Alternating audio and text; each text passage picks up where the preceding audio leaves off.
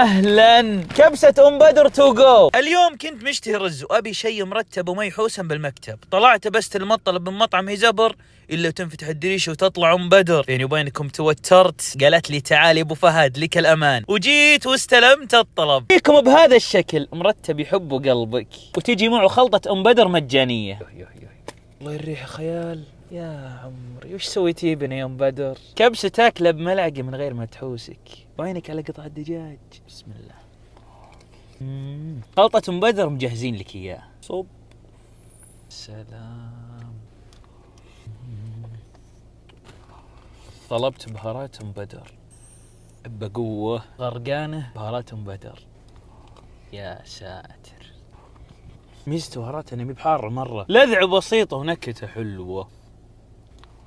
مكتبك بدوامك ببيتك تبي شيء مرتب لا تتعداو. سعره حصل